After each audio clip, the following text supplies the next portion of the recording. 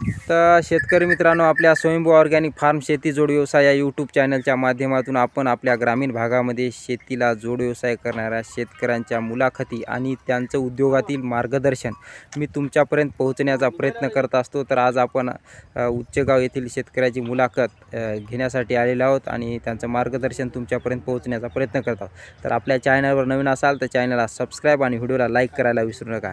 तर मला सांगा, तुमचं पूर्ण नाव आणि पत्ता सांगा। आमचं नाव पवन देवराव देशमुख, उंचेगाव, तालुका हातगाव, जिल्हा नांदेड। बरं, तर हा दुग्ध व्यवसाय म्हशीपालन तुम्ही कधीपासून करता?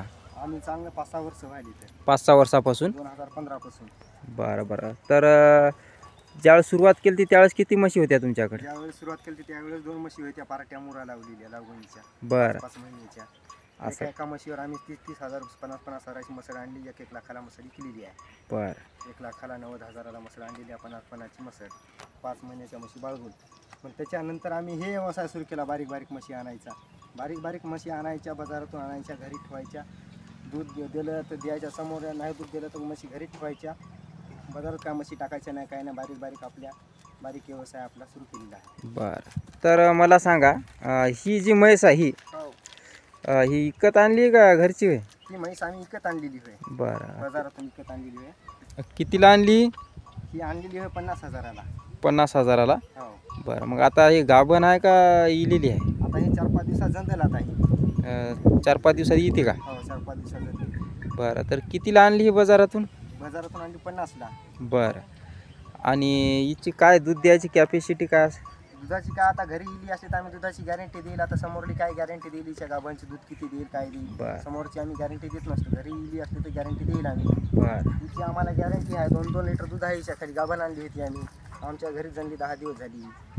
10 दिवस झाले का? हो, तर ही कितीला आणली होती? ती 36ला आणली। 36 हजाराला। हो, बरं, आता 2-2 लिटर दूध देते का?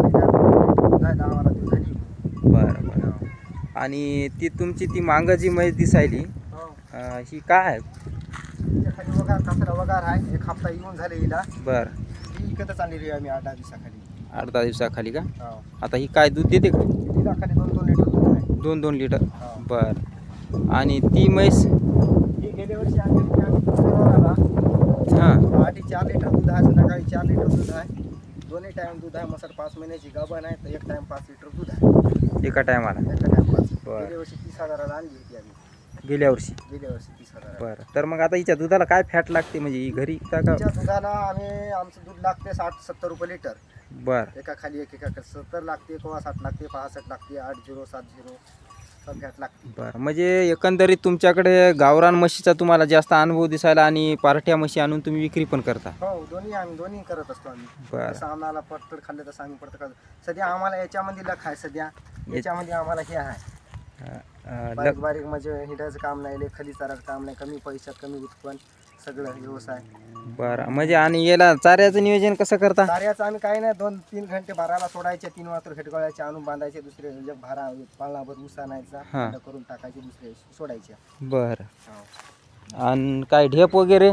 ढेप काय यायला 1-1 किलो ढेप आहे, पहाटे संध्याकाळी। 1-1 किलो का? हो, बरं, आणि जर समजा आता काही युवा तरुण दुग्ध व्यवसाय करण्याच्या नादी आहेत, करायची, आणि त्यांना बऱ्याच जणांना माहिती नाही। आता आमचा उद्देश आहे की तुमच्यासारखी जर चांगले, कारण बाजारात गेल्यावर काहीची फसवणूक होती, पण तुम्ही जे ओरिजिनल बोलायले त्यामुळं, तर तरुणांनी मसड घेताना काय नियोजन, म्हणजे कसं काय विचार करावं? हे आम्ही काही नाही, आता आमच्या याच्यावर आणा, हिमतीवर आणायची, किंवा दूध देऊ आता माणसाला नाद आहे, दूध एवढी गॅरंटी आम्हाला पक्की आहे। बरं,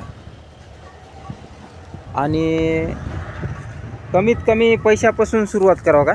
हो, बरं, आता शेतकरी मित्रांनो, हे बघू शकता, यांचं बघू शकता कमी खर्चात नियोजन। हे शेड इथं तुम्ही चारून आणल्यानंतर इथं कुटार टाकता का या म्हशीला? चारून आणल्यानंतर 1 टोपलं कुटार सकाळचं, संध्याकाळचा ऊस आहे। बरं, बाकी वगैरे आगाव काही नाही, खाली दूध काढली की खाली आहे। बरं, कमी खर्चात कमी उत्पन्न।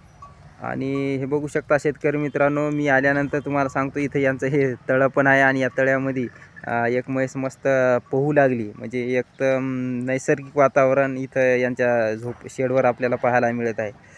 आणि मला एक सांगा, आता जर समजा आता हे म्हैस तरुणांनी तुम्ही 4 कमी खर्चामध्ये नियोजन लावलेलं आहे. हो.